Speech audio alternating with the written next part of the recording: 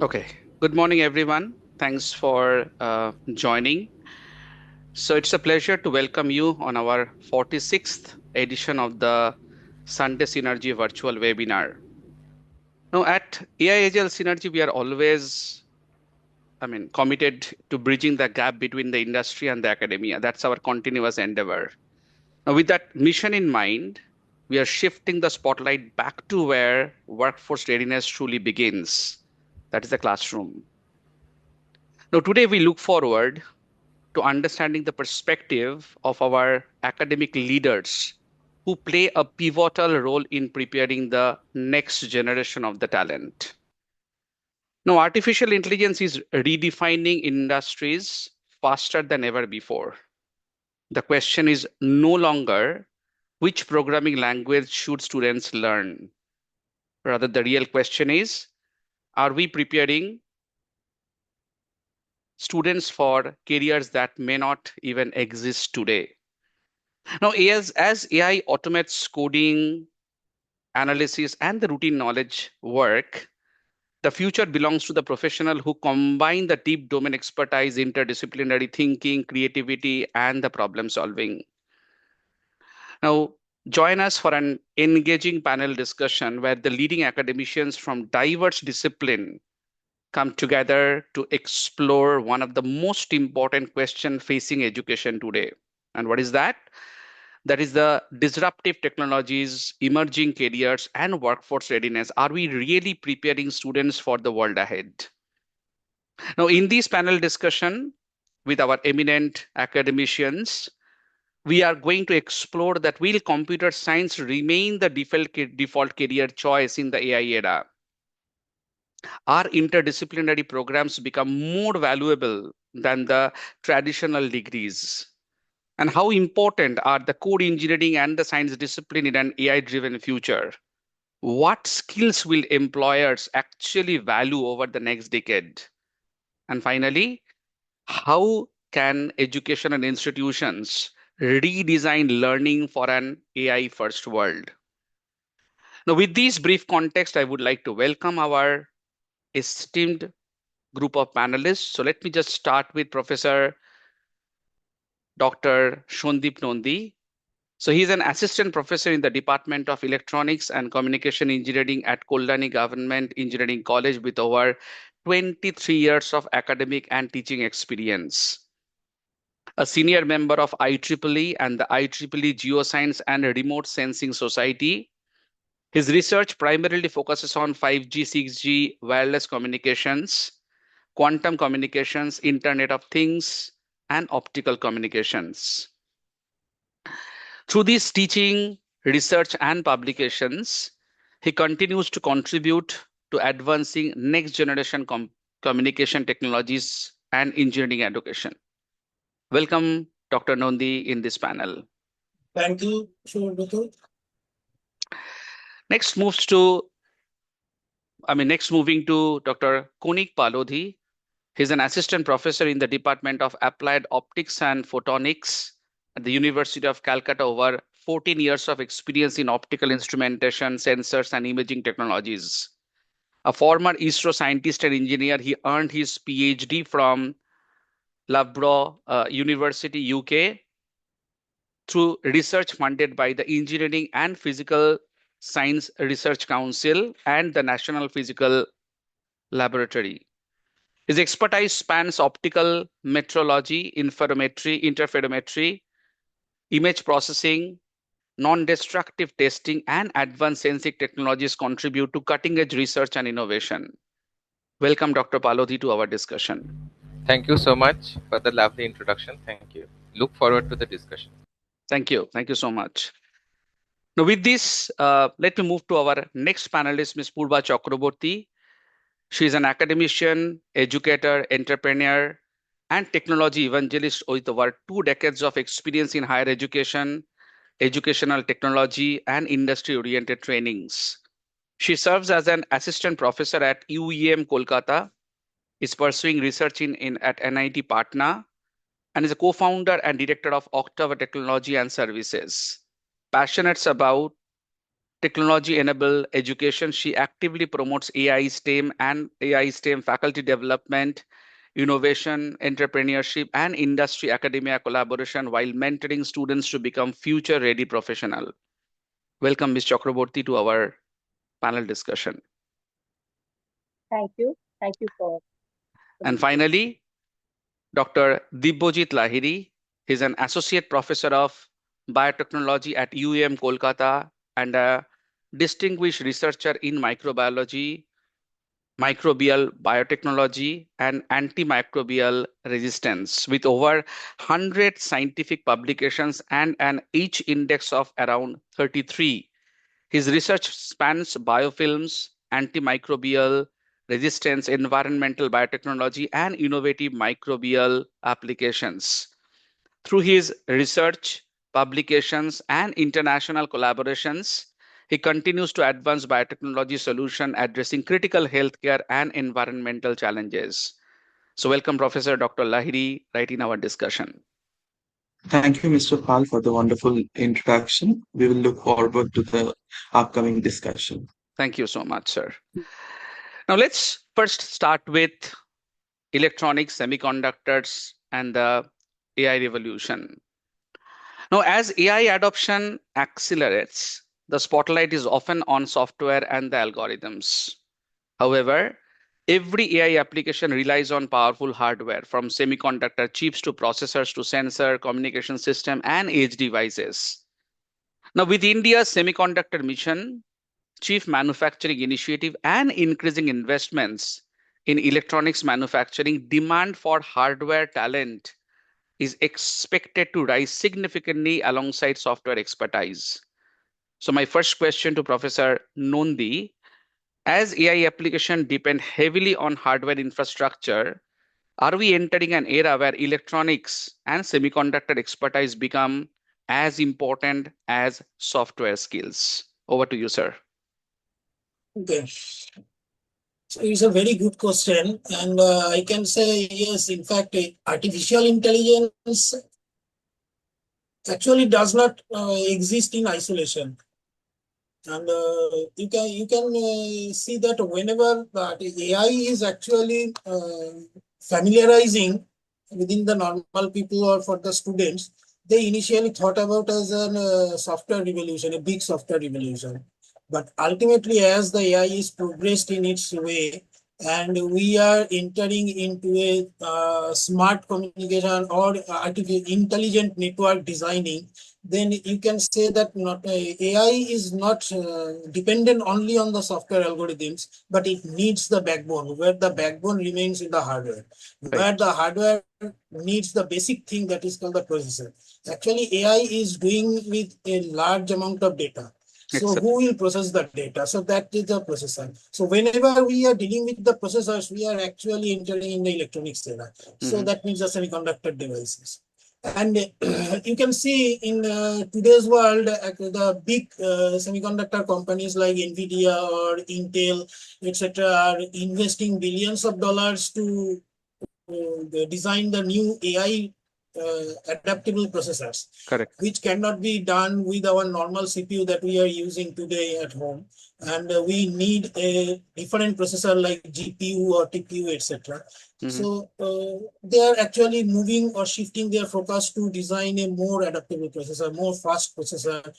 And because the thing is that whenever AI is becoming larger, certain points are there, certain limiting factors are there. First of all, obviously, that is the software algorithm. But along with that, in the hardware perspective, we have several limits like efficiency of the system, the speed of the system, and obviously the energy consumption. Because we are, in today's world, we are moving towards a green energy. Right. Right. So in that sense, AI and AI software and hardware is going together. They are not isolated. And Correct. we cannot isolate in our modern era. We cannot isolate which is software, which is hardware. The border is actually Blurred. Yeah. blurred out. Okay. So in the same sense, India also started the semiconductor mission to design the chips design the semiconductor manufacturing companies, or to find out the semiconductor manufacturing companies, so that India can itself generate a good its own AI infrastructure. Correct. So we can say that future belongs to hardware software co-design actually. Right. So they should be going So hand in hand, right? So hand in hand, right. obviously. So, for example, suppose today's AI engineers actually developing an efficient neural network. Correct. So this neural network also needs, that is needs hardware. Software algorithm also needs some hardware. Okay. So similarly, the VLSI designers who are earlier completely focused on designing some chips or hardware parts, they are also designing some accelerators which will act for this neural network. Mm-hmm. Okay, so they are actually bridging up this hardware software part. Okay. So in that sense, we can say that a AI model can consume a huge amount of energy, and that we can save by designing some energy efficient networks also. Okay, so in brief, we can say that AI revolution is not just a software revolution, but it is equally a semiconductor revolution that is bridging up the hardware software domain. Okay. Okay. So I think this will give you the idea how the today's modern world AI can be. AI also actually needs some expertise from the electronics area also. Absolutely. Absolutely.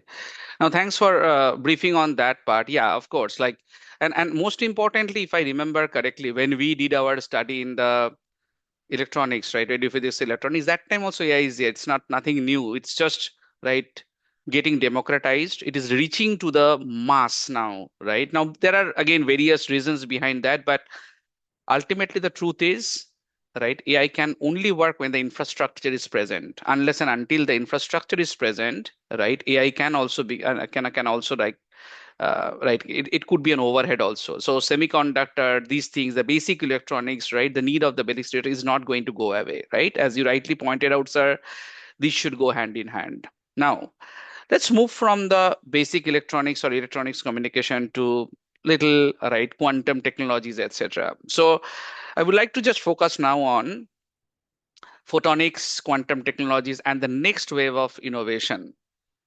So, Professor Palodhi, right, while AI dominates today's technology conversations, many breakthrough innovations still depend on advances in physics, photonics, and the quantum technologies.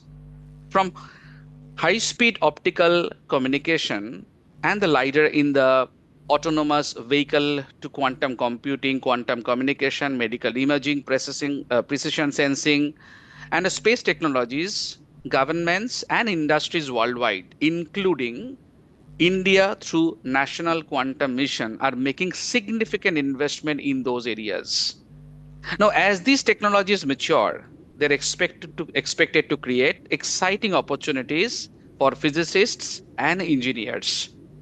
So, with this context in mind, Professor Palodi, my question to you would be, while AI dominates headlines today, many experts believe photonics and the quantum technologies could drive the next wave of disruption.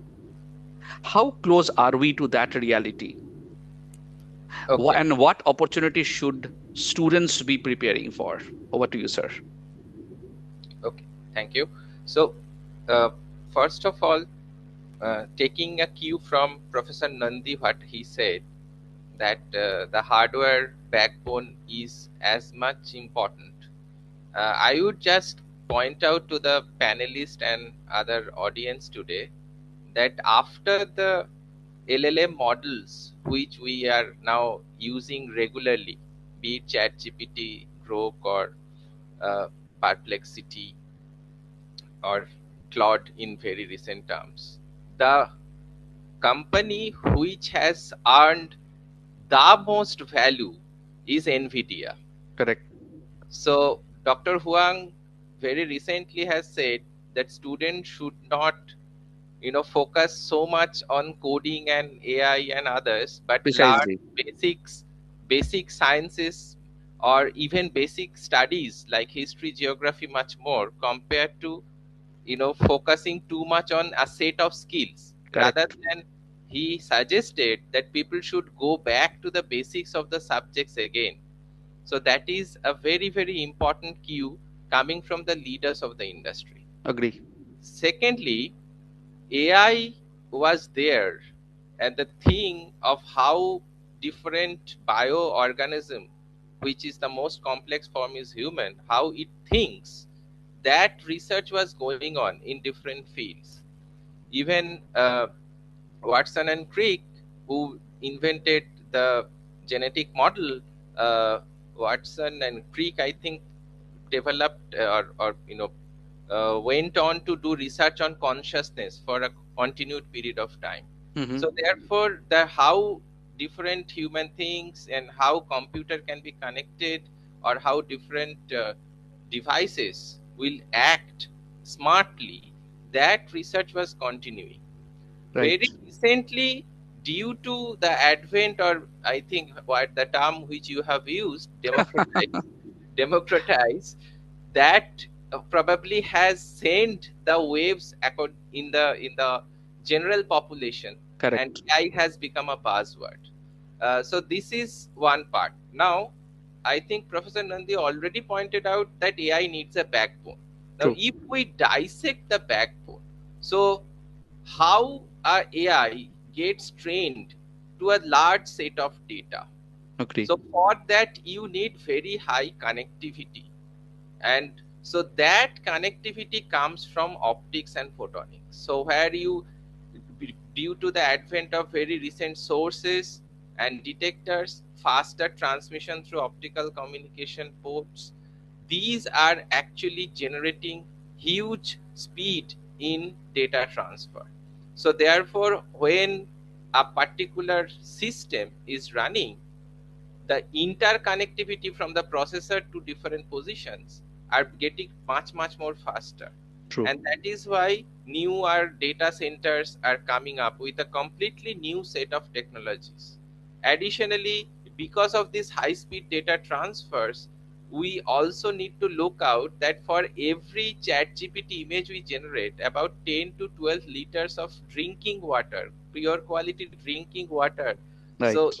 use. So therefore, it would be a huge stress on our natural resources. True. So therefore, not only we would need engineers or specialists in AI hardware, probably we would be needing an environmental manager True. who would be actually managing a certain situation The where there, balancing act. Yep. Yep. absolutely, Absolutely. where there would be a data center.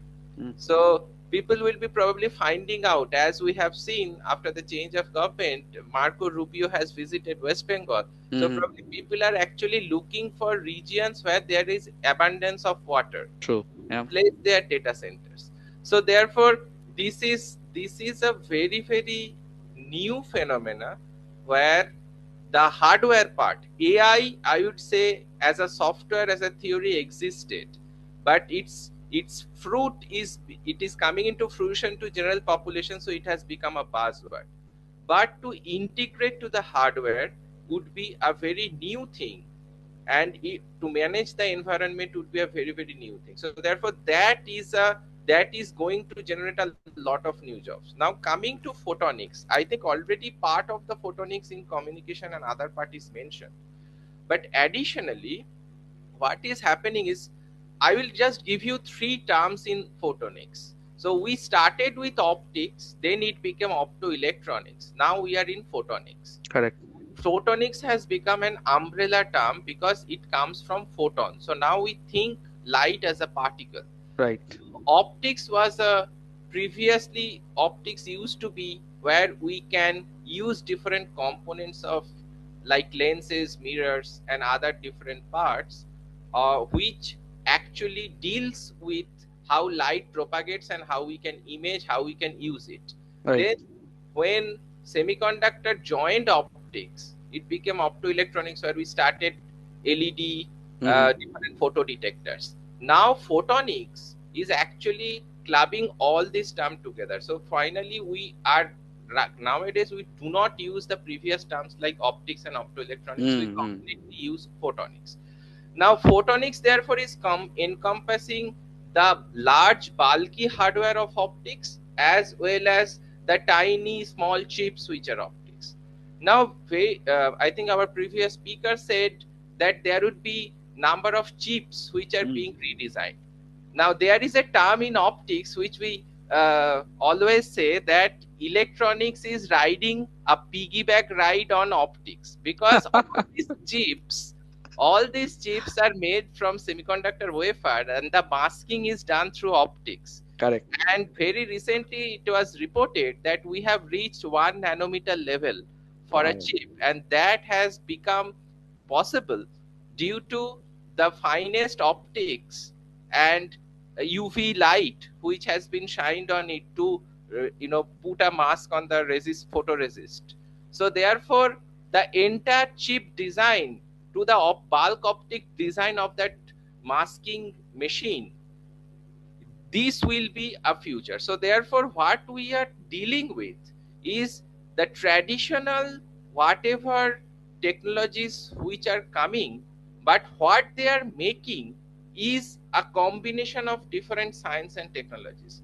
So we nowadays, if I come back to, I will end my introductory remark based on certain comments on students, that we have to be students. That is the first thing.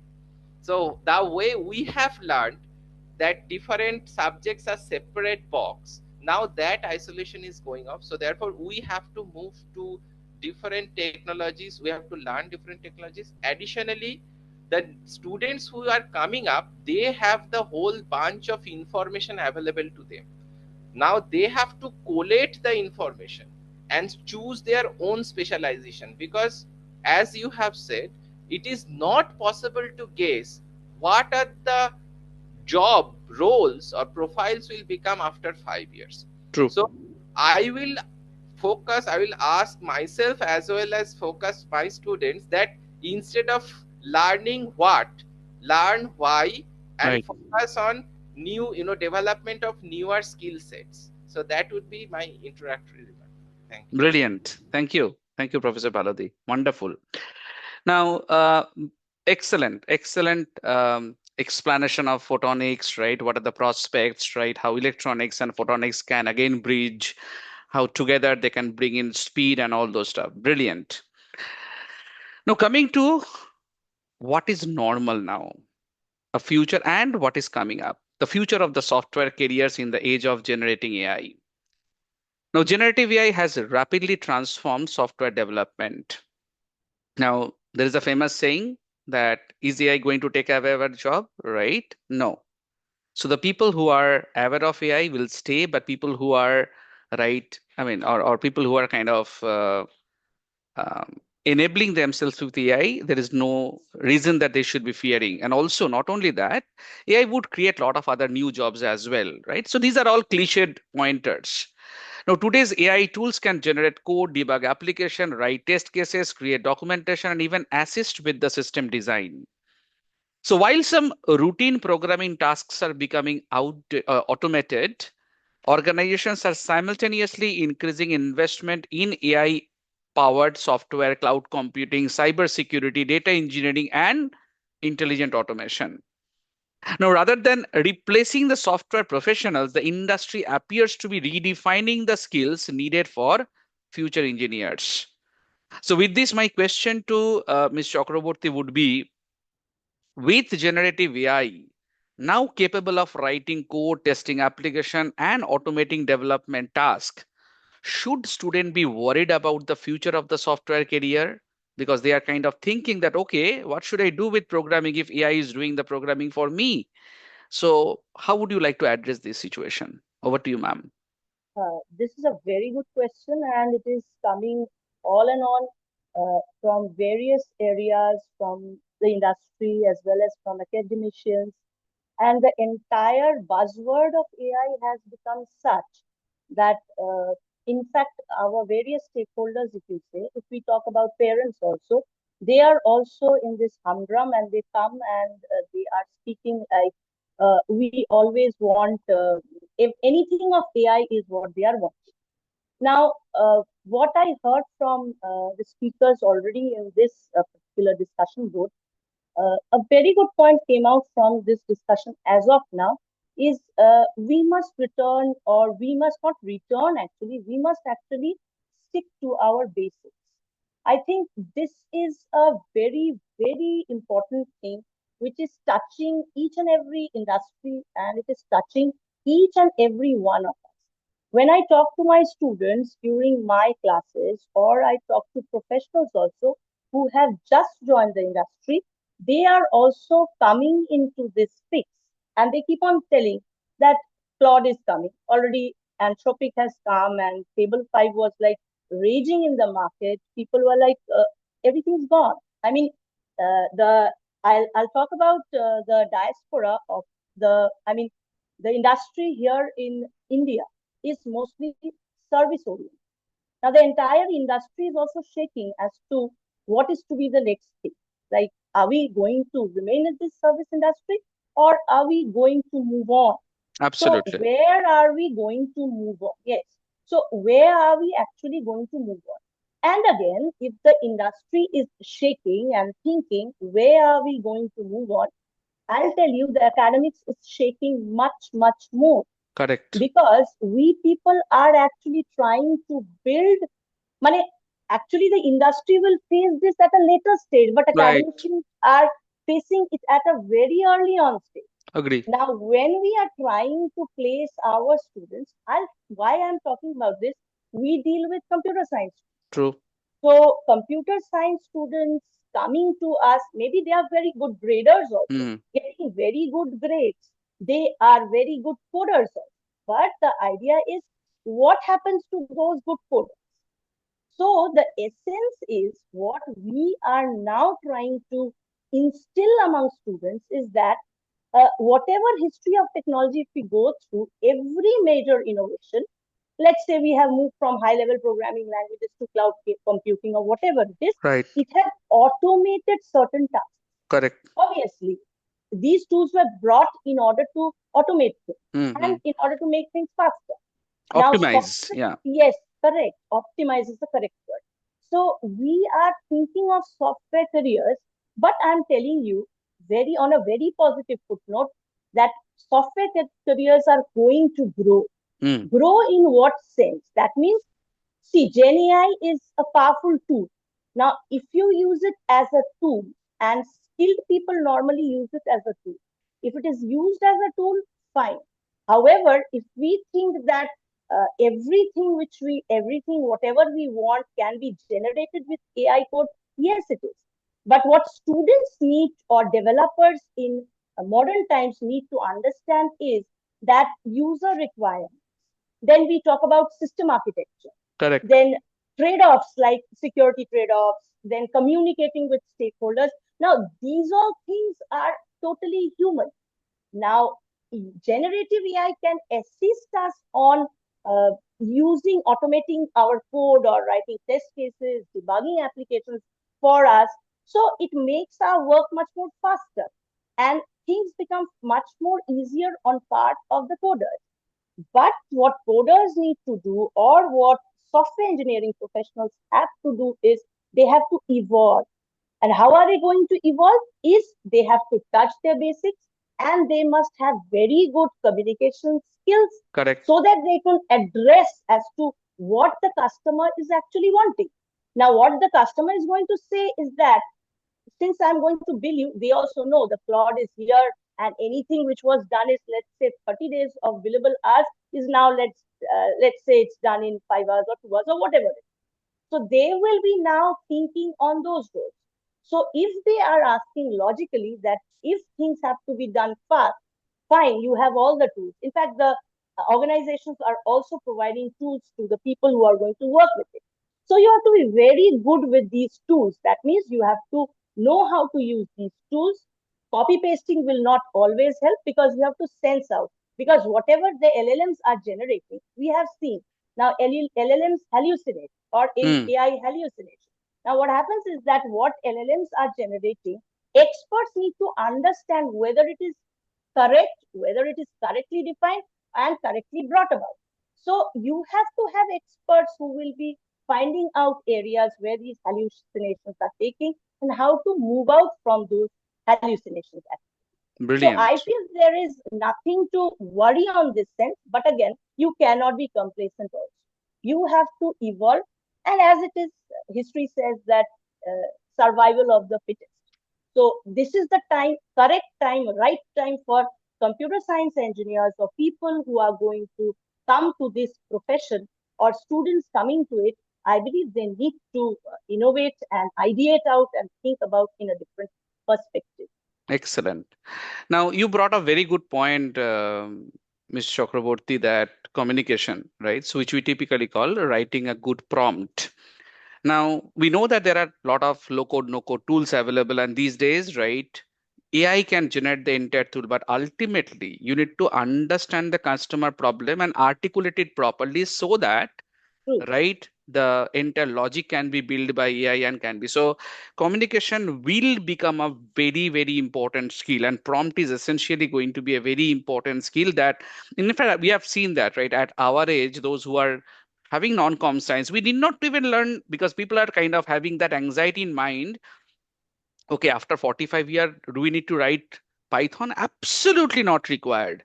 You just articulate your problem statement correctly, write the prompt correctly, what is your expectation, etc., etc. And with these kind of Gemini Assist and many other things are available, right? I'm not trying to pick any particular tool.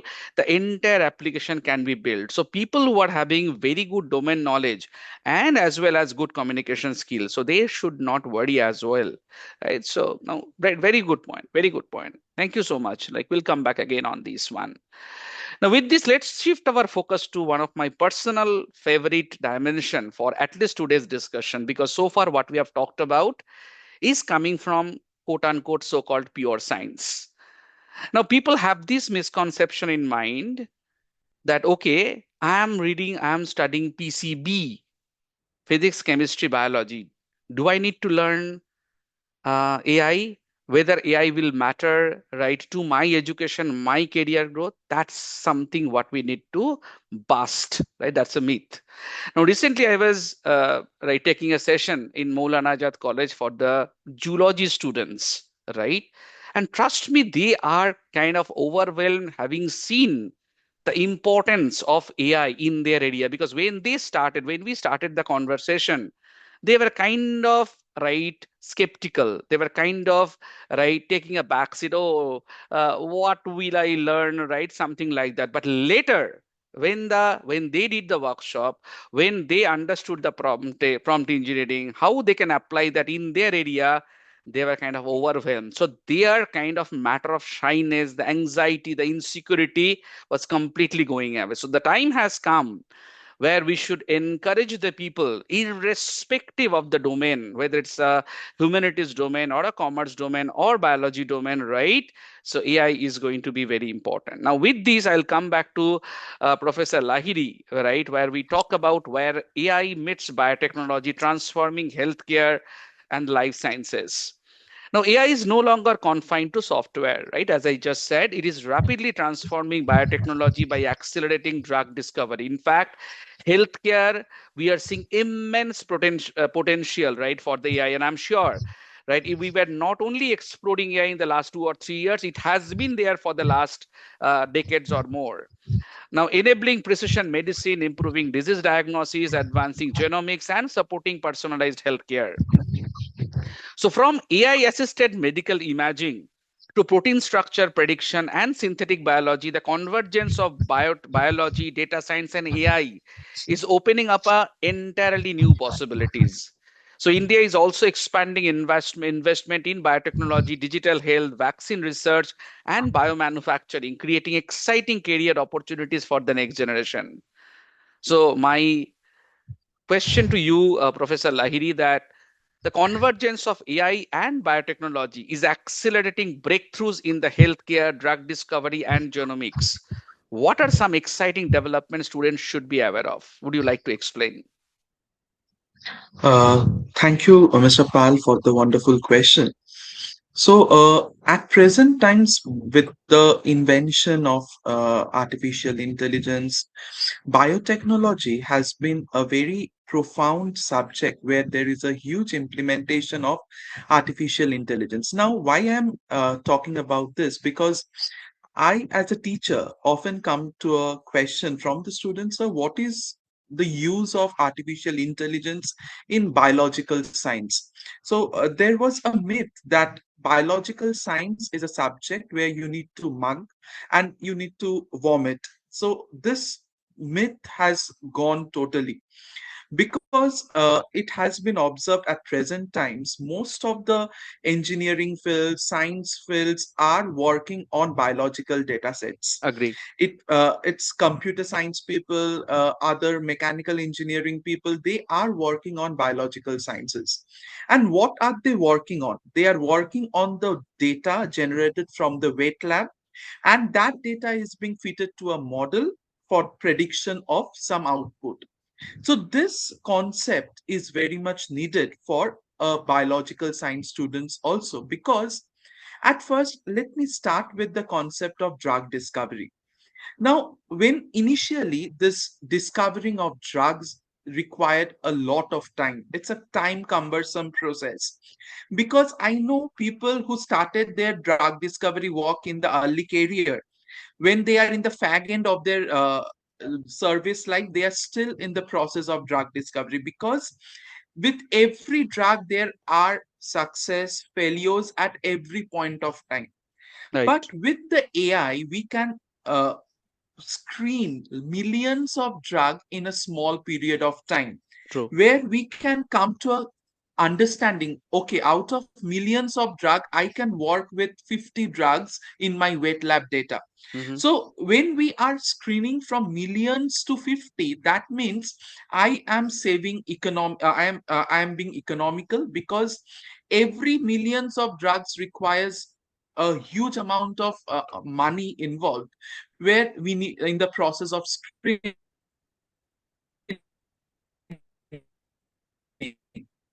Similarly, when we are talking about, as we all know from the Human Genome Project, where we started sequencing trillions of base pairs.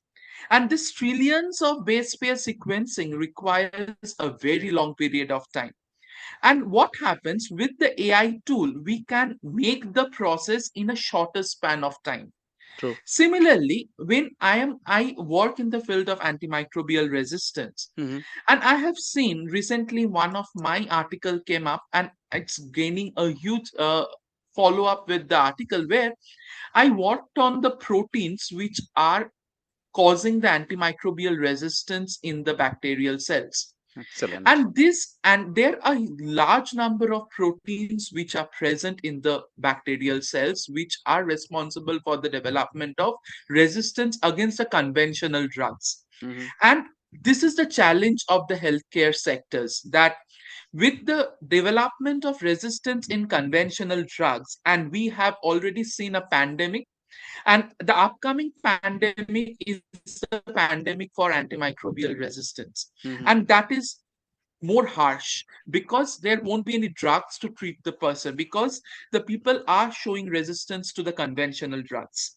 And hence this artificial intelligence is the process by which we are able to screen the proteins those are responsible for the development of antimicrobial resistance. And with the identification of the proteins, the researchers who are working in the alternative therapeutics at present, with the government of India initiative of Ayush and other Hmm. alternative therapeutic systems, we can use some alternative therapeutics where these proteins can be acted on. That's why at present times the use of natural compounds, the use of natural therapeutics are again starting coming up, because as we the drugs which are being used conventionally is already showing resistance, we need to have some alternative strategies. And this alternative strategies is the compounds being obtained from the natural systems. And this natural system compounds can be used for the purpose of alternative therapeutics. That's why in this screening process, in this understanding process, the AI is working as a very important tool. Mm. So when I work with my PhD and postdocs, I Mm-hmm. often find this question that how to implement AI, because AI is I always say it is a facilitator. It's Correct. not a process, it's not a dependence. So Right. you should be use AI as a facilitator of my process. So when we are talking about facilitator is means what? Who is making a journey easier. Right. But I should not depend entirely on the facilitator to Facilitator and make the enabler journey. as well, right? To some extent, to Yeah, enabler surely, also. Yeah. absolutely, Mm-hmm. enabler. So in this process, why am I talking? Because when we are identifying protein, for example, I can identify protein by wet lab data. There are several biological database available from where we are find out protein depending upon the work we are doing. Mm-hmm. But when if I give a prompt in any of the AI tool to give me some of the proteins Mm-hmm. which are antimicrobial resistant, but sometimes the AI tool does not have that knowledge that okay, this protein, they might give you a set of proteins, but all the proteins might not be of work of interest. So Absolutely. that's why this dependence on AI is something we need to make the AI, as we discussed, enabler, as a facilitator to the journey of research in the biological science. Brilliant. Brilliant. Wonderfully articulated, sir. Thank you so much. So, with this, right, great introduction to the understanding of right AI in the electronics, telecommunication, optics, or photonics rather, and then of course computer science and the biotechnology. Brilliant. Now, as we head towards the, I know, right, we were all very passionate about, right, sharing the, right, I would not say dependence, but as he rightly mentioned, right, the facilitator or enabler, right, in the respective area. So as we move to the second round, I would just request you to just keep your question, keep your answer a little short, around 2 to 3 minutes, so that we have a right. I'm sure like there'll be a lot of questions coming in the Q&A round. So let's move to Professor Nondi again, right, on emerging careers in electronics and communication. India is witnessing unprecedented investment in the semiconductor fabrication, electronics manufacturing, electric vehicles, smart factories, defense electronics, and Industry 4.0 initiatives. Now, this is creating exciting career opportunities in IoT, embedded systems, robotics, VLSI design, semiconductor engineering, edge AI, and industrial automation and cyber physical system. Now, for today's students, understanding where these opportunities lie can help them make informed career choices. So, my question to you, Professor Nondi, what new roles do you foresee emerging in the areas such as Internet of Technology, Internet of Things, embedded systems, robotics, VLSI, semiconductor design, and Industry 4.0? Over to you, sir. Thank you. So actually, you are hitting a very good question. If you can see that we are not creating new job, actually coming in the AI era, we are actually transforming our job role. Hmm. So actually, the basic jobs remain same, but Hmm. we need some specialization. Correct. So the students, whenever they are designing their career, they must know that we have some traditional knowledge. We should have some traditional knowledge. Additionally, we should have some specialized knowledge which will be required in today's era. Okay, Excellent. and that which is actually the demand for the today's era. Mm-hmm. Like whatever you have said, the Internet of Things. This is a very big thing. Internet of Things actually bridging up this software and hardware in a very good way. So in the Internet of Things, you will see that previously we actually process the data in the cloud. That is, the cloud computing was the very important thing. And now actually reducing the latency for the system to increase the efficiency of the system, we are now shifting from the cloud computing to the edge computing part. Mm-hmm. Okay, so that is the computing, entire data processing of the computing will be done in the edge devices. So whenever we are shifting from these edge devices, so we must require some smart or intelligent edge devices. So obviously we need to design some devices like drones, like medical devices, or some healthcare. Suppose for your healthcare in the application in the IoT, today's very important thing is that the wearable electronics that is very needed, because if you have several sensors in close to your body, then it will be very easy to gather the data, and at the edge computing, at the edge you can easily process the data and then uh, send the control to the control center. Okay, so these type of devices you need to design in a smart way or in the intelligent way. Like we have to design some different type of sensors which will be very smart enough. So actually the role for the electronic engineers is not to design only a sensor, but to design an intelligent sensor. Correct. To make the sensor intelligent, they must have to know they must have the knowledge for the hardware, as well as they must know for the machine learning algorithms. They must know for the different type of embedded system design, whatever is required for the recent demand of the industry or Right. recent demand of the area.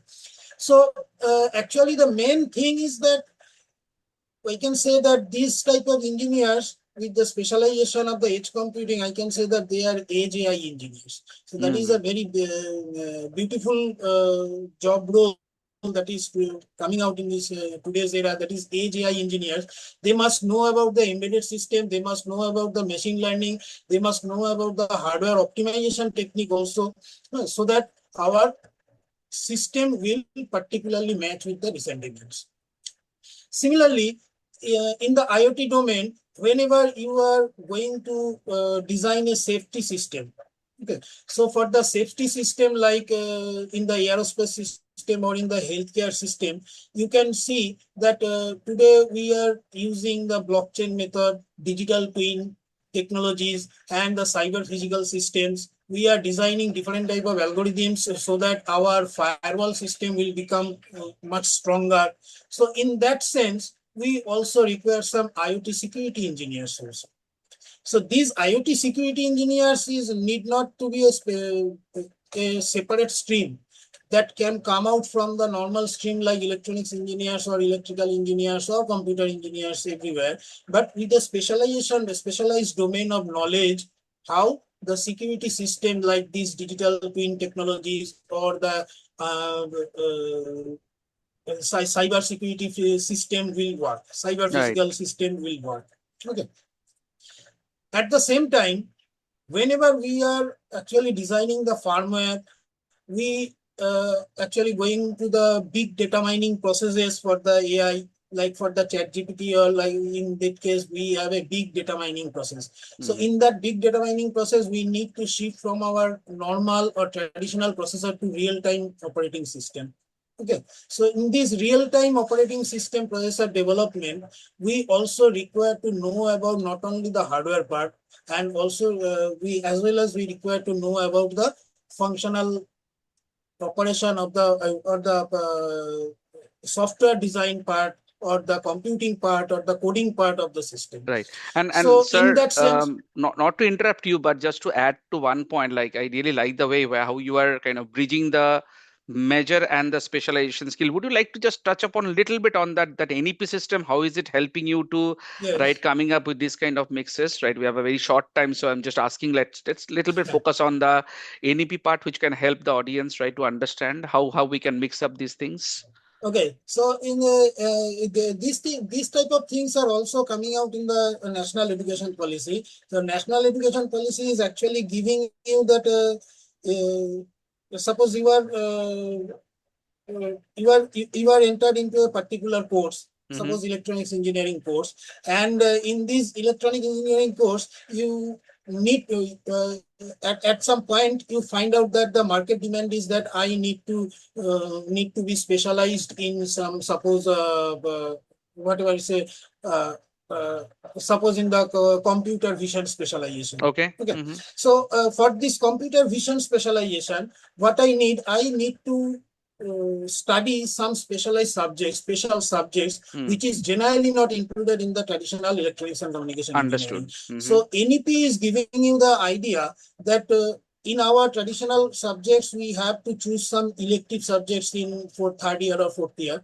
So NEP gives you an idea that merely choosing some professional subjects from the previously designed one, they gave some basket of electives, and that was the free for all the students. Those are the open electives. Okay, so whenever you are studying some traditional courses, as in addition with that, you can choose different elective subjects specialized on your focused area, like the computer vision from those basket, and that will give you a specialized one.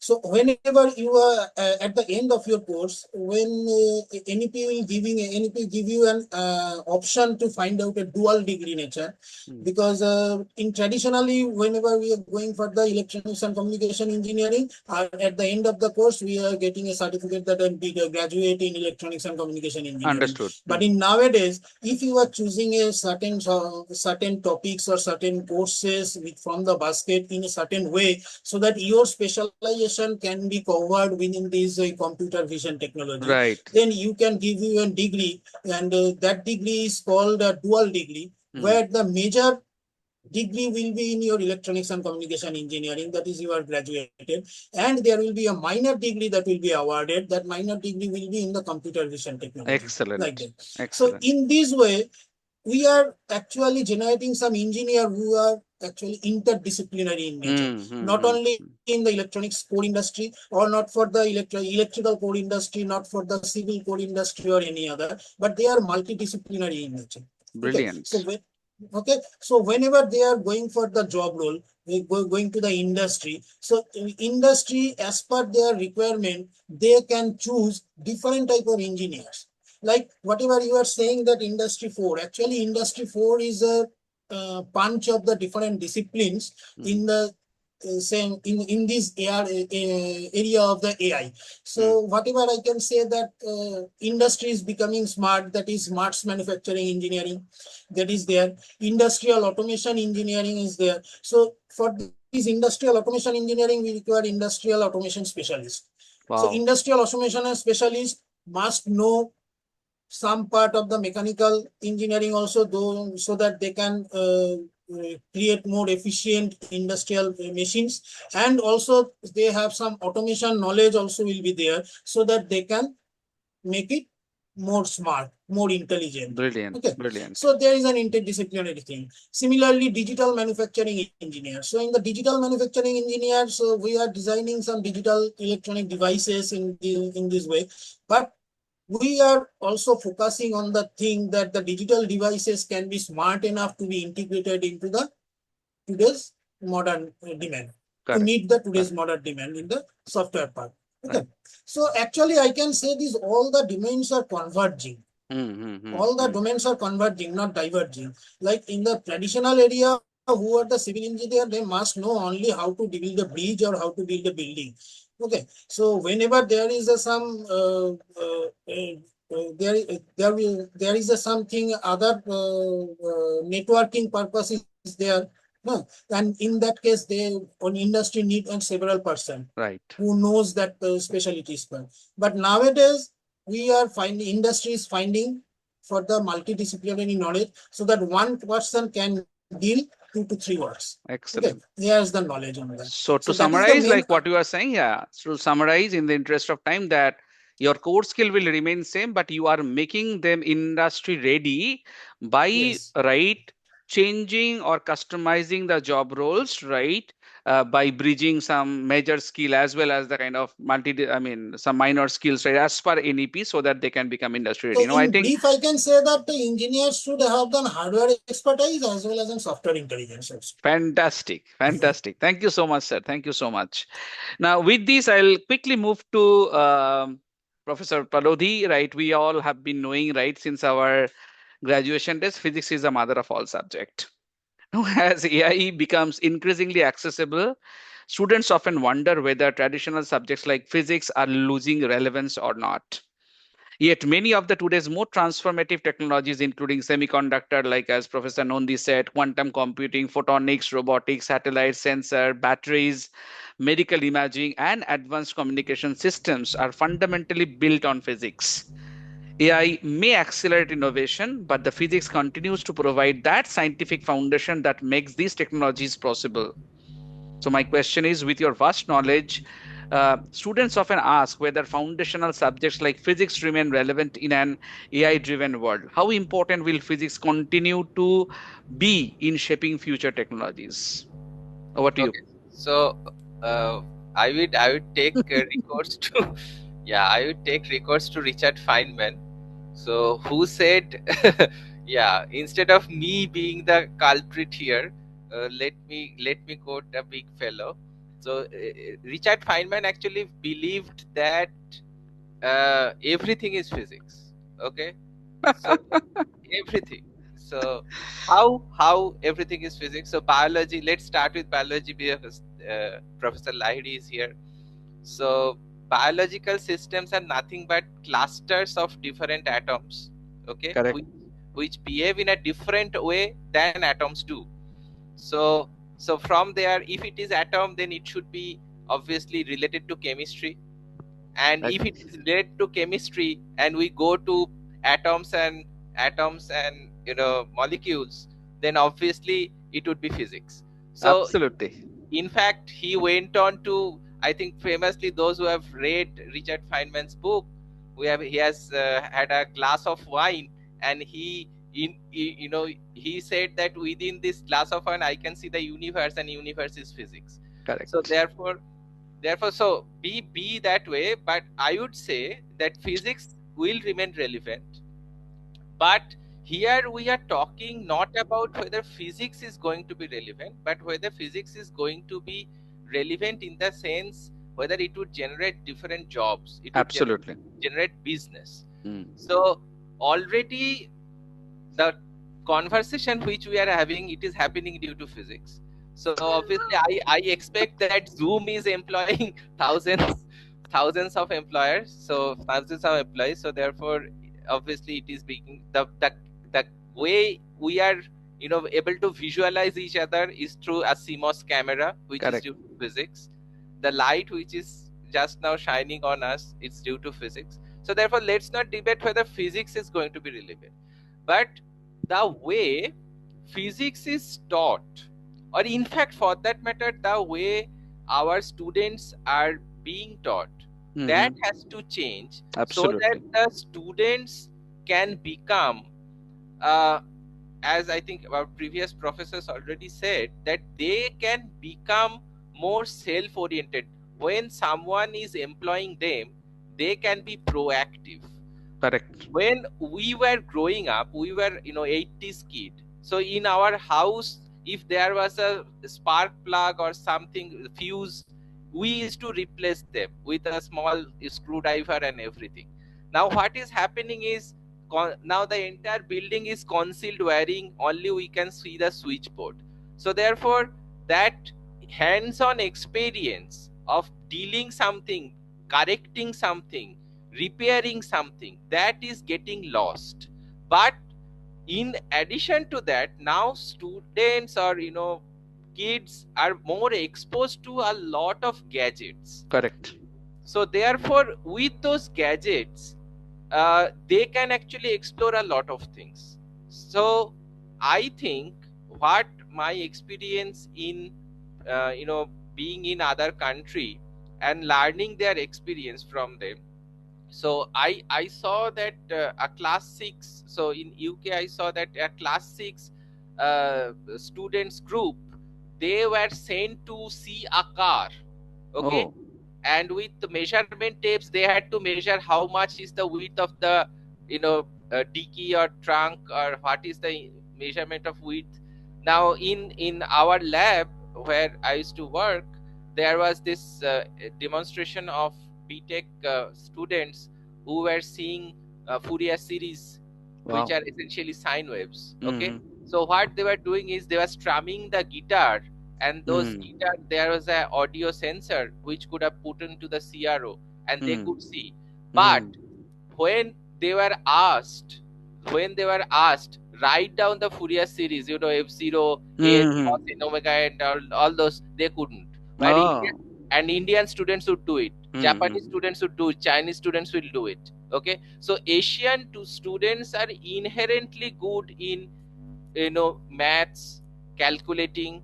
That skill is inherent to us, and that is due to the way we learn. Correct. It's more theoretical, but we need to understand that only theoretical learning has taken us to up to this level. We are almost like software is synonymous to India. So the theoretical knowledge, the number of papers we generate, you will see mostly theory. We have very few experimentalists in India, very few actually hardcore engineering papers or patents coming out from India. Excellent. Because we do not have that hands-on skill. Technology comes from bottom, science comes from top. So therefore, if we need to build something, then we need to get our hands dirty. We need to send students, teachers, our own kids to go into the actual society, buy certain things, do something, make something, build something. Absolutely. I think what is missing now, when we were growing up, we had to mix in the society. From that society, we would know what would be a problem, and that problem could be an opportunity to an entrepreneur or an engineer or a physicist. Brilliant. So that is where we are lacking. We need to send our students away from classroom, right, and go to the actual society, make some positive changes, be it an instrument, be it something else. Otherwise, we would be lacking behind. No chat GPT, no growth will come from us. Correct. Because actually, those who are getting their things dirty and are getting their hands dirty to make certain things, they will know what are the problems they are facing. Excellent. So what we are building, our entire generation of students, I think up to, so when we were growing, our entire curriculum was based on mostly theory, but we had the experience of going out. We had to face difficulties, so that experience was there. But our kids, our students are mostly coming from a relatively higher background. We were coming from modest background, they are coming from a relatively upper background, so therefore they are not facing those problems, they are not facing those challenges. So that, I think, is the fundamental thing. So that is one part which I would like our students. So therefore, those students who are getting exposed to different softwares early in their career, different instruments early in their career, they are able to build a very, very important career around their specialization. So that's brilliant. one part.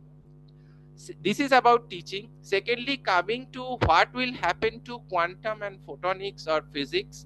Currently, photonics industry around the world is touching 1 billion. In 2030, it is going to be 1.3 billion. China is occupying about 500 billion, so half of it.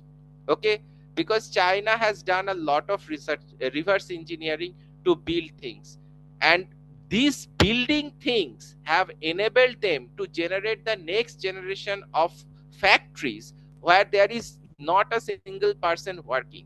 So they have started with many people factory to a no people factory in a matter of 20 years. Wow. So therefore, even US is sort of they are sort of scared the way Chinese have been developing, because it is the specific knowledge of building hardware. I think Professor Nondi mentioned about advanced manufacturing. Yes, advanced manufacturing. Let me give you a very, very simple idea, because World Cup is going on. I think the workflow will be understood, and then I'll stop.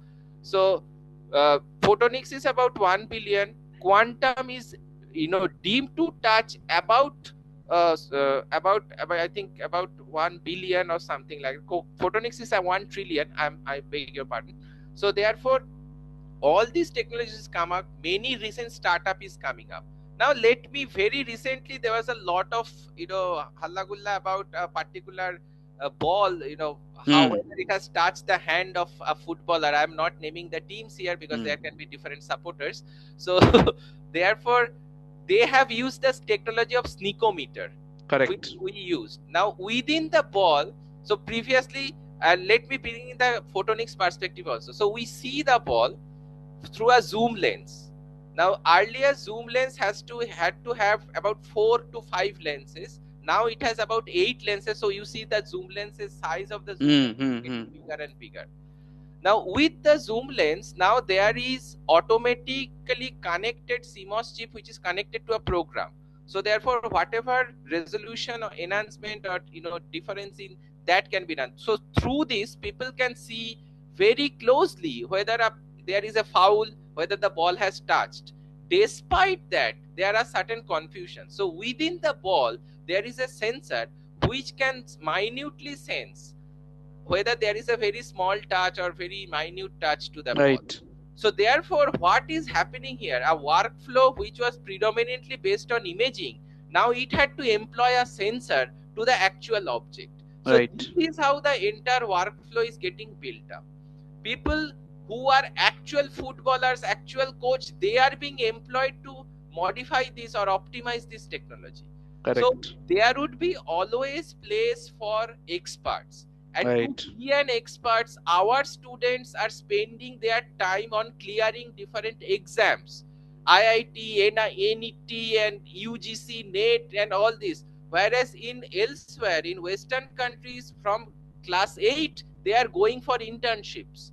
So this Right. is the fundamental thing, because they are going to internships, they are building skills very, very early, and they are becoming expert. To be an expert, you need not clear exams. Correct. What we are having is, as I think Professor Nandi told, we are having multidisciplinary knowledge, because our course structure in any engineering is built on a lot of things. But to be an expert, you have to discard a lot of things and go into a very special domain. Otherwise, Correct. it is not possible. So next Brilliant. generation of students have to be experts in their field and not a jack of all trades. So that is the fundamental thing which I would close on. Okay. Brilliant. Brilliant. Thank you so much, sir.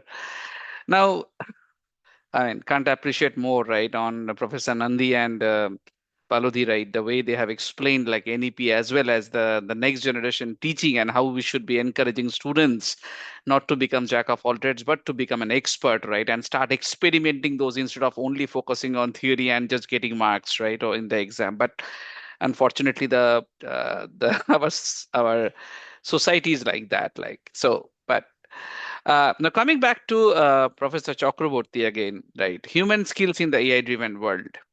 So, why AI can generate content, write code, analyze data, right? That we understood. So, it still depends on the human to define the problem, make strategic decisions, collaborate with the stakeholder, and ensure ethical, responsible outcome. In short, which we typically call it as HITL or human in the loop. So as AI becomes a co-pilot for knowledge workers, the ability to combine technical expertise with human judgment is likely to become the biggest differentiator in the workplace. So my question to you, Professor Chakraborty, would be, what skills do you believe will remain uniquely human and continue to be valued even as AI becomes increasingly capable? Yeah, again, a very good question. I'll take the cue from my previous speakers. I mean, wonderful things have come up from their end as to how things are going to evolve and how, students are going or should go in this post NEP cycle, as to how they are going to evolve and be better professionals uh, as far as AI is concerned, and what human skills they will have. Now, basically, I was all of us have been shifting to that thing that we need to harp on those basic skills, but ideation is problem solving skills is a basic thing which all of us have have to think on. Now, see, a problem solving skill, which Palodi sir was saying, a very good example he was setting, that internships, which starts off for candidates who live outside India, or let's say foreign locations or whatever it is, that they start off internships at a very younger Tender stage, age, yeah. tender age, yes. So, as far as these days, we are actually talking about uh, whatever students are learning in their classrooms is something which is theoretical. Now, this theoretical knowledge will help them to move on, obviously, considering their basics. However, they need to move on with these internships and other such areas where they can think about or where problems can come.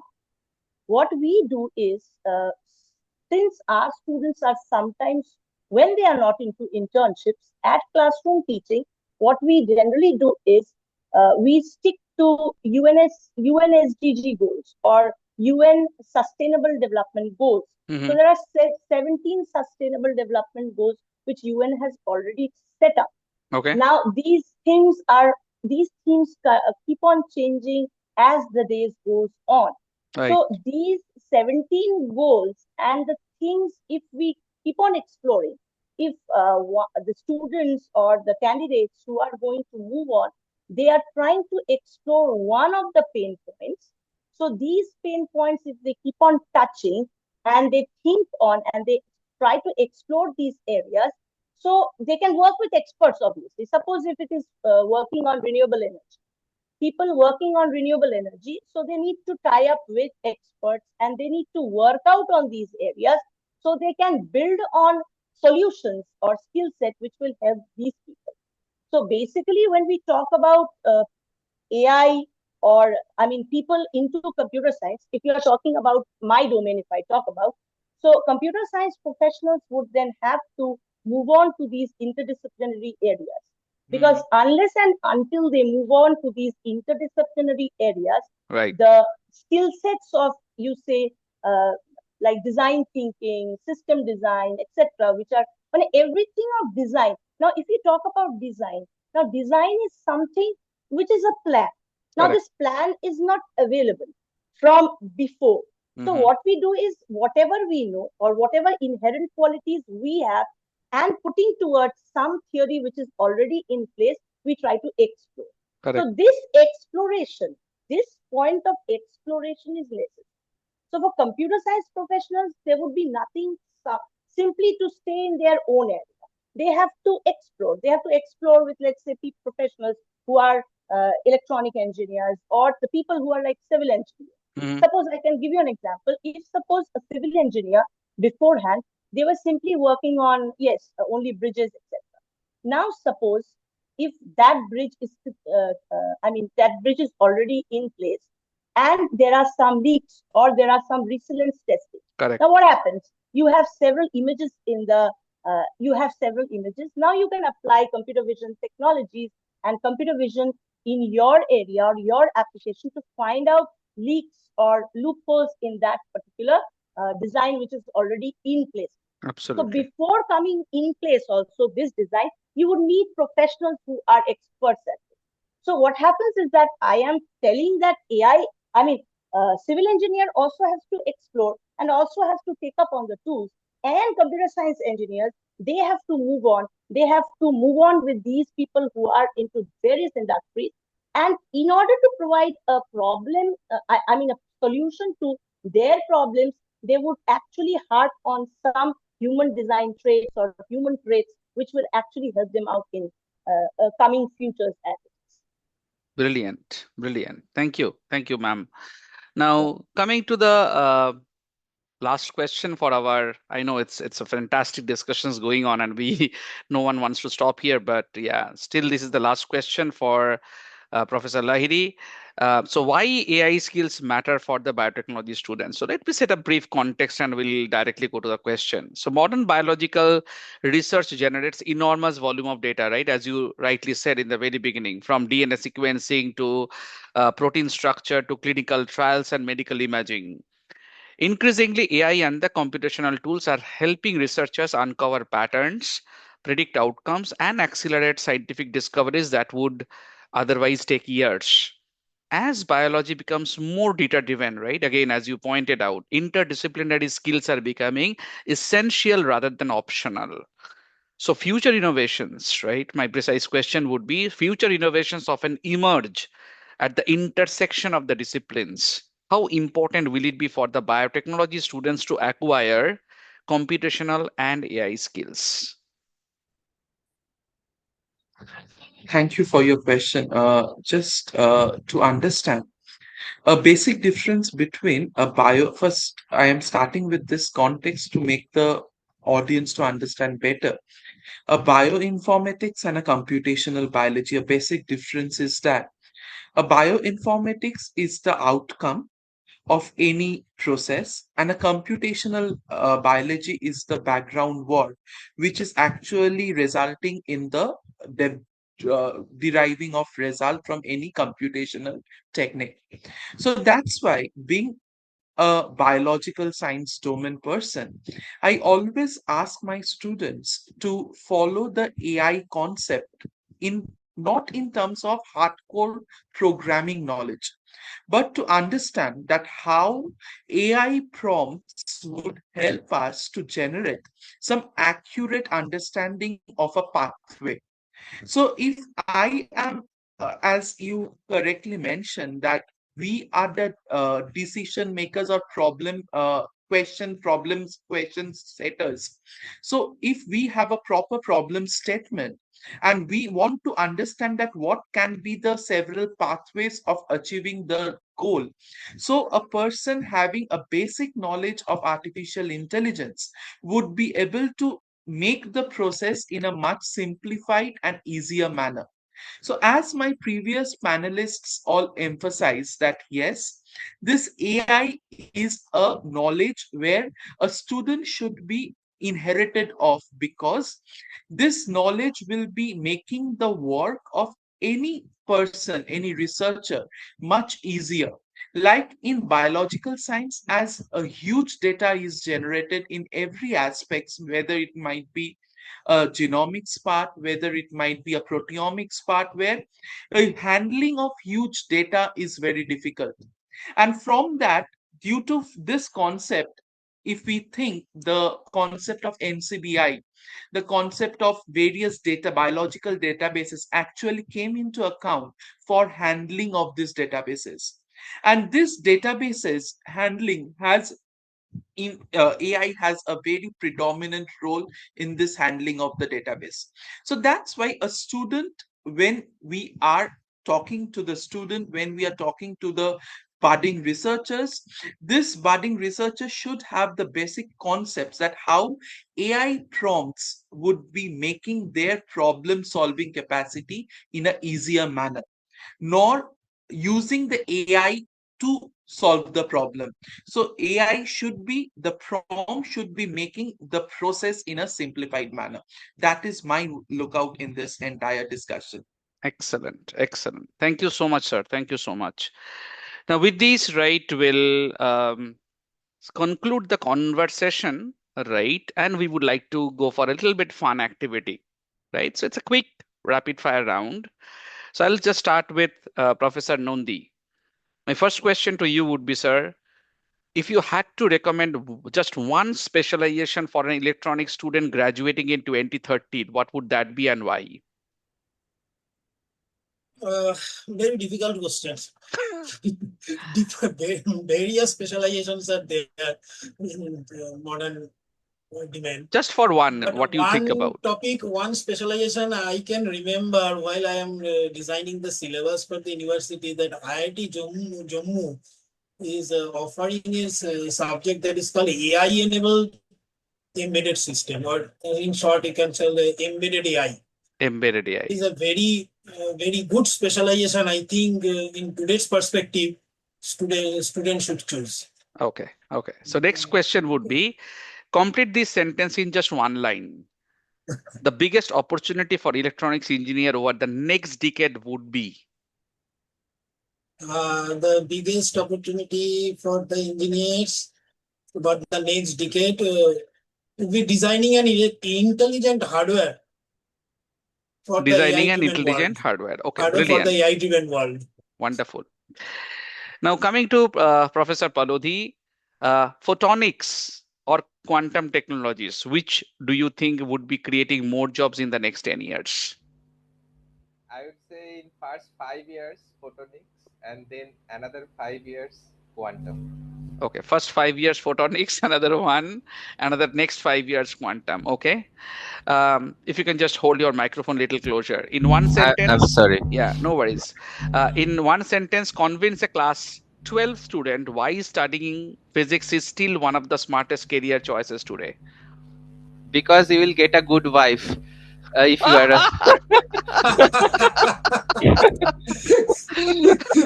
Actually, one comment I can say, the fundamentals matter more than fashion. yeah. Sorry to be more male chauvinistic way of, I am a male, sorry.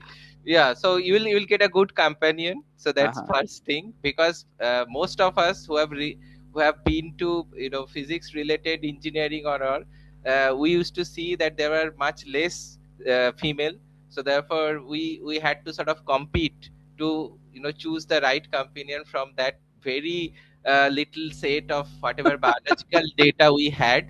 Professor Lahiri would know much better. But anyway, so I would ask both our all the students, so that there is a myth that physics needs lot of maths, Mm-hmm. and that is why many people do not come to physics. True. Okay. And very recently, so when we were growing up, it was more sort of a intellectual challenge which we used to take those who went to physics and maths. But now, because it is not coming from within, but it was some external pressure to, get into physics. So Kolkata was hub of physics, Mm. Chennai was hub of math. I am very glad that that myth is going away. Chennai is no more the hub of math, although South will be dominant in math. Mm-hmm. But that external pressure of learning, you have to be a physics honor student, that has gone. I'm glad, but I'm also sad that physics this year in physics honors only I've 3000 heard. students Yeah. Yeah. registered. Yeah. Right. And I've in heard fact, from that. ISAR and from different other, physics based institutes, they are actually going to the different districts of, West Bengal, to, look for physics students. So they are outreaching. Right. So in a sense, that I would say those who love, knowing things, they should, come to physics. Additionally, I'd like to bust another myth. Many people say those who go to arts have Mm. more imagination. It's Mm. not that. Right. Those who go to science, they have to have imagination. I'm not saying who is having more imagination, but science has to have imagination. Because when I am learning about atoms, molecules, electrons, when I am in class 8 student, class 6 students, I do not have any tool to look into what is an electron, what is an atom, for that matter what is a cell. So Mm. therefore that entire thing is building on my visualization, I am my head, that is actually the mathematical model That's what we true. are talking about. So Right. therefore I would say join physics, join any subject which you like, but it should come from within. I would say guardians, please stay away from your kids to what subjects they will choose. Okay. Right. Great. Uh, Professor Chakraborty, one programming language and one AI tool every computer science student should master before graduation. Again, this is a very tough question, And but a tricky one. it's always tricky for me, maybe. Acha.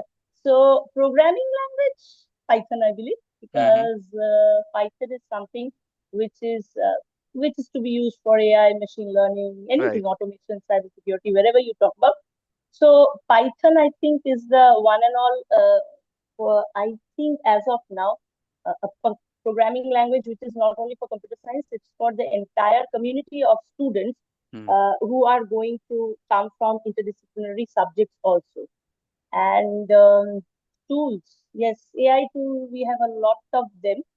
Um, we could have Copilot, Codex, etc., which are now GitHub Copilot or Codex, which are being used.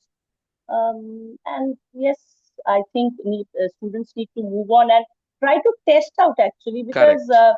what I feel while working on my projects in computer vision or AI security, um, it works out on a different flavor. Like Mm. Claude code is somewhat very good in certain areas, Mm. whereas again GitHub Copilot is also heavily, since it is, I mean, all of them have now encoded into VS Code and all those Correct. softwares. So I think students are exploring a lot. I Lot. shouldn't say this because devices have come to them at a very early on.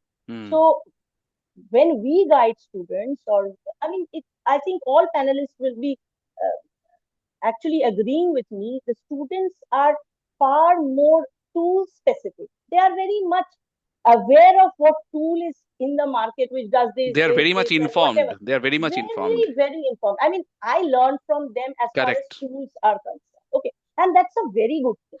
And But that's the the reason the thing is, concept of flip learning is also coming into picture, right? yeah, but the disadvantage of yes, but then again, the disadvantage is that they are learning everything like a black box. Right, right, Whenever you right. ask them, no, they can, like, we have done this entire ML code or Correct. entire pipeline done, everything done, data set, etc., everything done.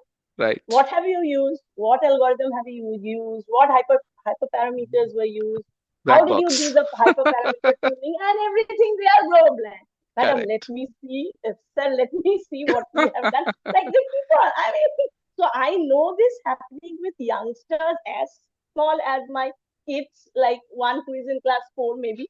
That Hmm. person is also doing AI, I mean, I shouldn't say all ratifying AI. And again, a person, I mean, one of my students or my daughter itself doing AI, I mean, working with drones now and coming up with AI. But everything, I think these students must actually, we have not been providing them in as to how to think. What we do is we always try as parents.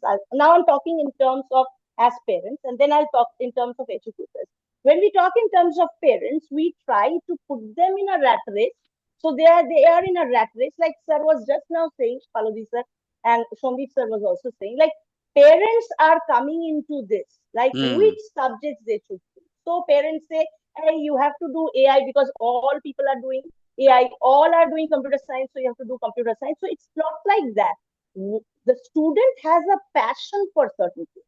And Correct. every child or every candidate or every student who grows up has a passion for certain things.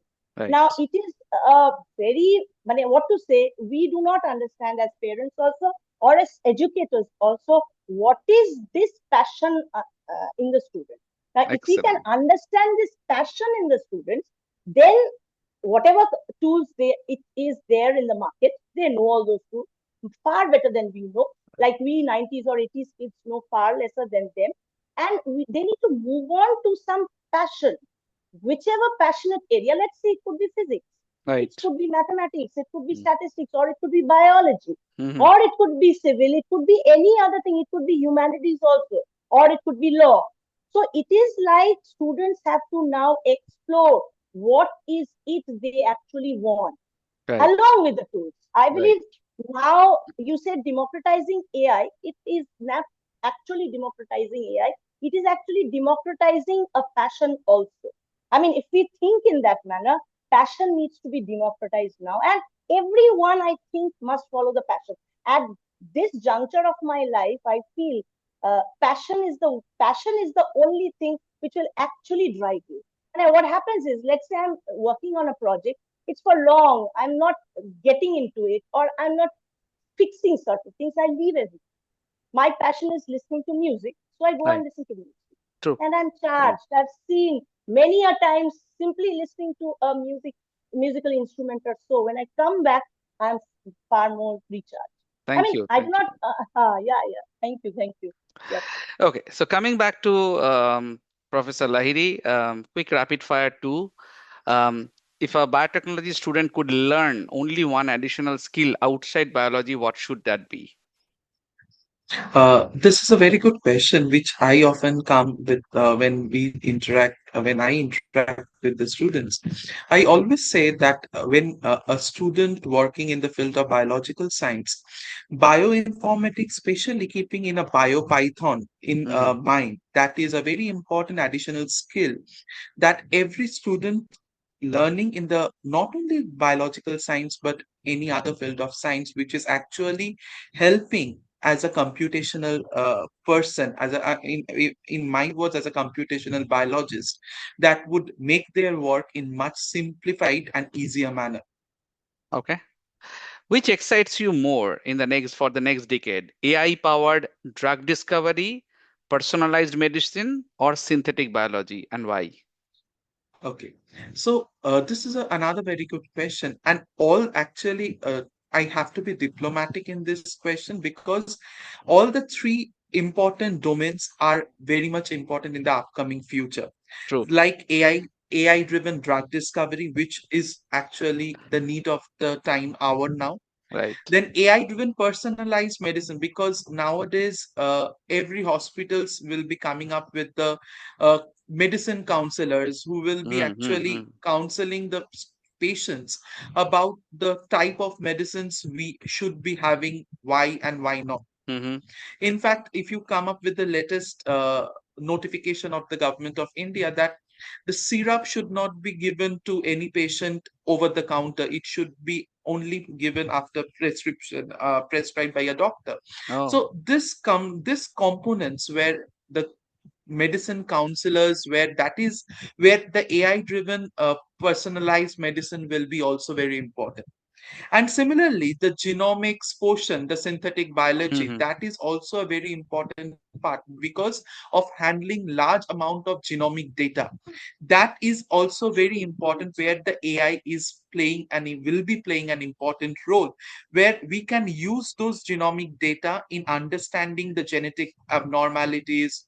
Because we know nowadays, at the time of pregnancy, people go to genetic counselors, and there are the reasons why their genetic tests are performed during the time of pregnancies. Mm-hmm. So this is actually where the to manage the huge amount of genetic data, the AI will be also finding a very important role. Brilliant. And thank you so much. Thank you so much, Professor Nondi Palodhi, Professor Palodhi, Professor Chakraborty, and Professor Lahiri, right, for this wonderful insight shared. It was one of the most fascinating panel discussion that I've ever moderated with.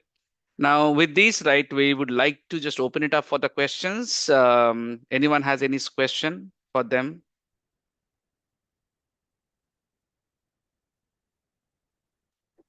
I know we are overshooting, but still, any question from anyone? I have a couple written in the chat. Please. Okay. I am not saying it because there's a lot of noise here, background noise. Okay. So, do you want me to read it out? Yeah, please. Okay. Yeah. So, as students gain access to powerful AI tools, our university is witnessing a greater appetite for effective research careers and not just researching for the sake of publishing papers. Researching intentionally on the real world problem the world is facing right now and taking it towards productization. Anyone would like to take it up? Yeah, I'll take this up. Sure. This is a very good question which Madam has proposed, Purva, and your I will. voice is not coming clearly. Can you just adjust it a bit? Yeah, Yeah, it's go okay. ahead. Yeah, yeah. Yeah. So I believe what Madam has, I mean, she has asked, or she's uh, having a query as to whether this the thing which industry is facing, whether academics is also at par with it. Mm-hmm, If I talk about India, then we are going a bit slow. mm-hmm, But if we talk on the international diaspora, yes, we are actually talking about publishing papers which would actually lead to productization. As because Indians have been mostly writing research papers, which I think I think Kalodi sir had actually brilliantly told that we are actually writing papers or research papers which are mostly of theoretical in nature, or those which are only in terms of research, in terms of paper. Now, any product coming out of it uh, has been less, in fact. So we actually have design patents, etc. But actually coming to this is coming a bit slow on our end. What I believe is that industry must become active enough to handhold handhold with academia to bring out this thing more and often here in India, that universities actually do not lag in and they start off with uh, proposing such ideas as to, I mean, the PhD papers or research papers or postdoc papers, whichever is coming out should be more of it, of a product which is coming out. I think that will help in uh, coming to a bit of that which madam is proposed for question one. Yep. So I think Professor Parodi wants to say something. Go ahead, sir. Yeah, just to add to what brilliantly ma'am has just said, it's that the way our academic is governed, the way we get promoted is slightly different the way industry gets promoted, or a Mm-hmm. person who is in industry gets promoted. Mm-hmm. So therefore in academia there are certain metrics which we have to follow, Mm-hmm. and to follow those metrics, I think very recently I have met a person in one of the shops here in our bazaar here. He said, oh, you are a professor, you are having a very good life, you come home at 5 o'clock. So therefore I would I just informed him that most of the time I come home very late. So he was very surprised, because the way our academia is governed, we are almost engaged in our academic activity, that is classroom teaching up to 5:30. So Mm. for any other research which actually gives us promotion is after that. That's true. So yeah, so that's barring our day-to-day life. What is happening here is, when we are presenting something, when we are publishing something, for that we have to see what is its academic impact. Correct. Whereas when we are looking to an industry, we are saying that this can be a product of the industry. Industry is looking for its application use cases, and how would be its global impact in terms of its reach. Mm. So in academia, sitting in an academia, it is not possible for us to actually gauge what would be its global impact, because in a sense every industry is making a certain product which will be, whether it would be in pipeline or whether it would be for immediate rollout. So these are the two things which they are looking out for. So in all these cases, we have to get an industry perspective first. And Right. in that sense, I would say, in case of even Bangladesh, Nepal, or any other countries which are around us, they are way behind, because in many cases, industry is actually the using university or academia research infrastructure. True. And what we as a individual researcher, or as a collaborators, what we are trying to do is effectively reaching out to a global academia which is like invisible. We are writing papers to get certain recognition from some metric, but to make a local impact, making a product which is actually useful, we need a lot of testing. So for that, we need to go to the industry to provide us with that infrastructure.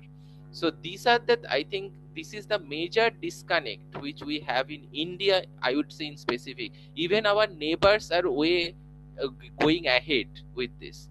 So therefore, in an when someone is in an academic environment, we are meeting students, we are Mm. meeting different research projects, we are we are getting to know different collaborators who have a brilliant mind, they generate brilliant ideas, Right. but not all ideas work in the actual field. Not True. all ideas can make a product, or not all ideas can be monetized. Mm-hmm. So therefore for this there should be a greater connect with the industry.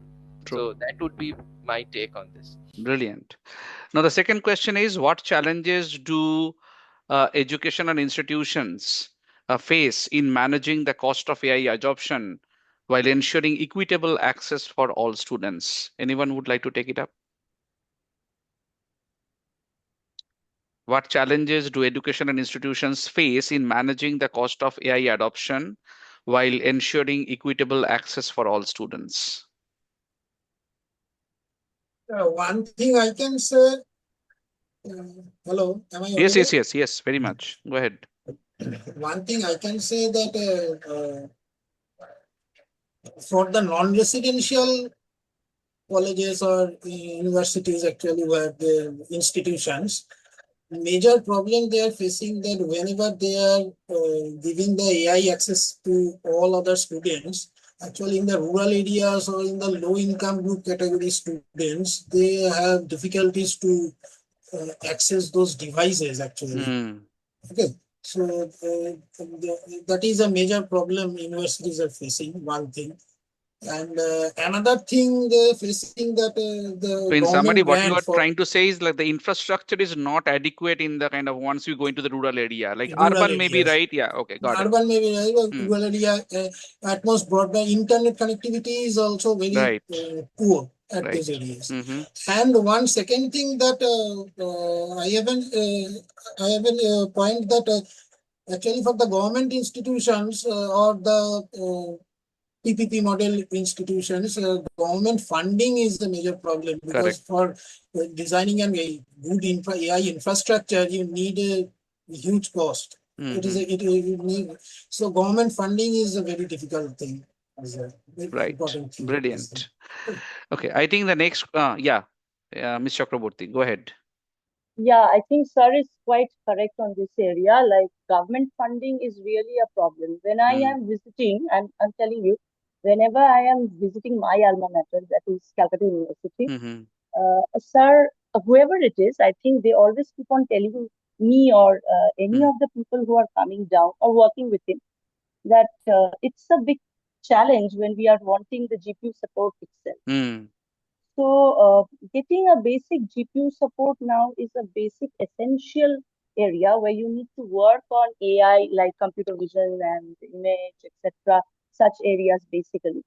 So, this is one challenge which I face whenever I go to NIT Patna also. Mm-hmm. You say it's a central institute, but there also students who are full-time scholars, they are actually getting into some of the setup which is already there for the professor who is there, and his lab is getting that. But as far as the people who are, let's say, joining like us from outside, it is difficult to give them on an online basis. Okay, so this is one point. Third, I'll go to another area. If we talk about private universities, many of the private universities nowadays, though, is are in a place where they are providing these, this allocation to many of their students who are interested to move on with research. I'll talk about my university itself. We talk about IMUM group. Uh, in fact, any of the people who are coming from government institutes, they really tell us as to the resources which we get at our university is really quite good. I'll tell Mm. you, I have been running my projects, my PhD level projects, along with the projects which students are doing for their own.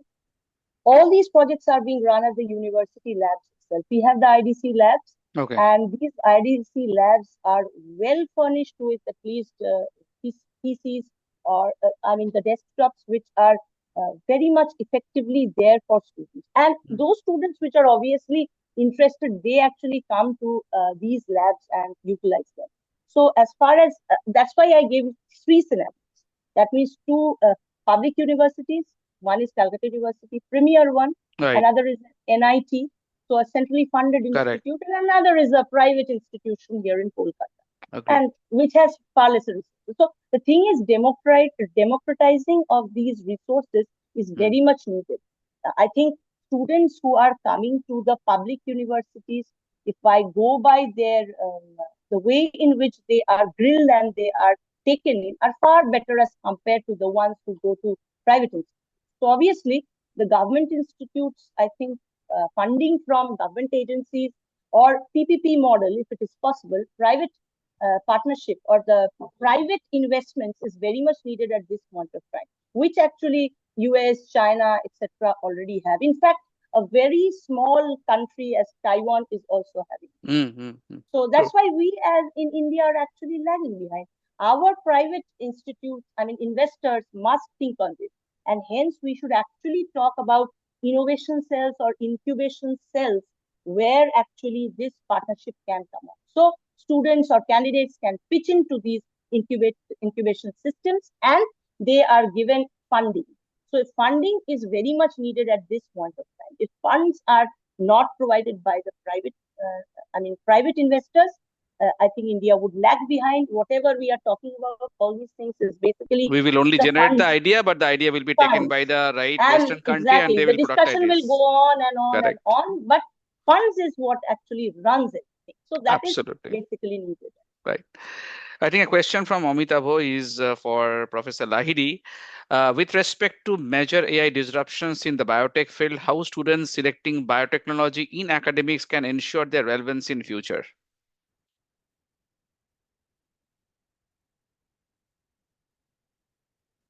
Hello, just can Yes. you repeat the question Oh, once more? yes. So, with respect to major AI disruptions in the biotech field, how students selecting biotech in academics can ensure their relevance in the future? Okay, very good question. Just one thing I would like to mention that utilization of AI in biotechnology is a technique by which the cumbersome process of the data analysis would become easier in the future times because handling of huge amount of data in a small amount of time and reducing the economic burden is a very important challenge for any technologist. Mm-hmm. So that's why the AI will be working in that space where that would help in reducing the huge amount of wet lab analysis in a smaller amount so that there is a reduction in the economic loss. Okay. Okay. Makes sense. Now, the last question I see for Professor Nondi is with semiconductor fabrication fabrication finally coming to India, what is the single biggest curriculum mismatch between what universities teach and what companies like Micron or Tata Electronics actually need on day one? Okay, so this is a very important question that we are also facing while designing the syllabus as per the universities, for our university actually. So actually, tradition of Indian syllabuses was to focus more on the theoretical subjects, theoretical knowledge, and after the software invention and innovation, we have a more focus on the software programming also. So overemphasized on theoretical knowledge, like on VLSI, since it's a semiconductor fabrication technology we are talking about. So more overemphasized on the theoretical knowledge on VLSI and the software programming is there. But actually, for an semiconductor engineer, they need some before they graduate, they need some hands-on experience. Right. So till now, today for the semiconductor mission, different companies are going to invest in the semiconductor industry. They are trying to build semiconductor industry. But before that, there is no option in India, or at most a very little option to hands-on chip design. Mm-hmm. Okay. So university curricula is majorly lagging on this hands-on True. from the conventional theoretical knowledge. So that I single mismatch that I found that is the our curricular lag is the hands-on experience that must be included in parallel to our theoretical knowledge. Okay. Mm-hmm. Yep. Yep. So, Thank you. Thank you so much. And that brings us to the right end of this fascinating conversation that we had today. So, as we conclude today's discussion, one message stands out clearly. The future does not belong to a single discipline. It belongs to those who can connect the disciplines, whether it is electronics powering AI, physics enabling quantum technologies, computer science building intelligent systems, or biotechnology transforming healthcare. Innovation is happening at the intersection of the knowledge. So, for our students, the takeaway is very simple. Don't limit yourself to a degree. Build a mindset of continuous learning, curiosity, critical thinking, and adaptability. The jobs of tomorrow will demand not only the technical expertise, but also creativity, collaboration, ethical thinking, and the ability to work alongside AI. So, on behalf of AI Agile Synergy, I extend my sincere gratitude to all our esteemed panelists. I know it's overshooting their time, right? But I mean, I mean, they poured their heart out, right? So, thank you so much for that, for sharing their valuable insights, and to all our participants for your thoughtful engagement. We hope today's discussion has inspired you to explore emerging technologies, embrace interdisciplinary learning, and prepare confidently for the careers of the future. Now, to end, the future won't be built by AI alone. It will be built by people who know how to harness AI, powered by strong fundamentals, interdisciplinary thinking, and a passion for lifelong learning. So, with this, I'll conclude and thank you so much to all our panelists. It was a very, very insightful discussion. Thank you so Thank you. much. Thank you. Thank you. Thank you.